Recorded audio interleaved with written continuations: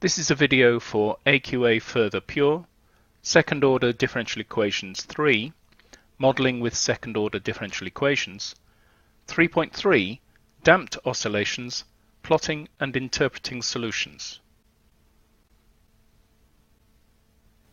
In a previous video, we've looked at this type of differential equation and seen that it produces a damped oscillation as a solution. This differential equation is really the SHM equation with an acceleration proportional to the displacement and directed back towards the center, with an additional component which is proportional to the velocity, and this additional component is a braking force which dampens the motion down. The auxiliary equation for this differential equation is lambda squared plus k lambda plus omega squared equals 0. And depending on the discriminant for that quadratic, k squared minus 4 omega squared, we will get different types of solution. Let's have a look at some of those different types then. In this situation here, or a special situation, I've got k equals 0. And if k equals 0, then this bit disappears. So I get no damping. And in fact what I've got is I've just got simple harmonic motion, and I get a sine type curve which continues at the same amplitude. In this situation I've got k equals 2, omega equals 5, and if I look at the discriminant, k squared minus 4 omega squared, I'm going to get 4 minus 100, which is clearly less than 0. And in this situation I will get complex roots to my auxiliary equation and therefore get oscillations which dampen down over time. This is known as underdamping because you get oscillations that gradually decay. So in this situation, if I look at the discriminant, I'm going to get 676 minus 100, which is clearly greater than 0, and therefore here I'm going to get two distinct real roots to the auxiliary equation. And the effect of this is to have what's known as overdamping, where there are no oscillations and the motion decays over time.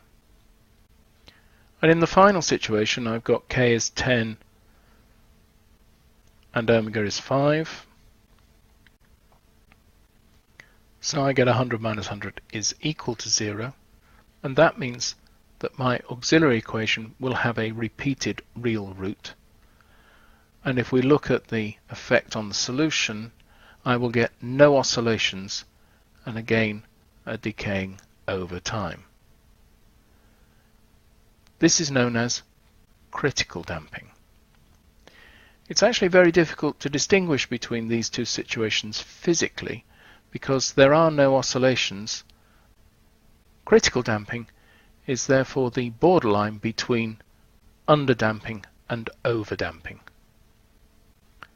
So in summary then, if we've got this differential equation, we'll get this auxiliary equation. If you think about the solutions of that auxiliary equation, we're going to get that lambda is equal to minus b plus or minus the square root of b squared minus 4ac all over 2a. Now if a, b and c are all positive, you can see I'm always going to get a minus b over 2a bit to this, and then plus or minus whatever the discriminant comes out to be,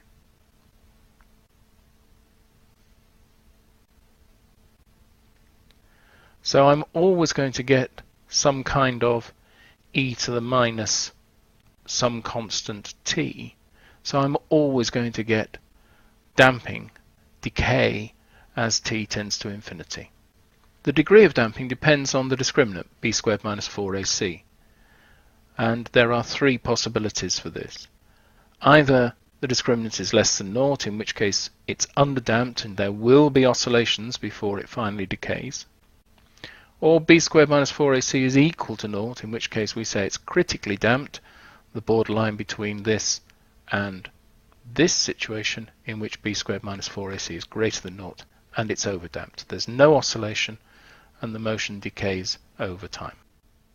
The next video in this sequence is 3.4, solving simultaneous differential equations.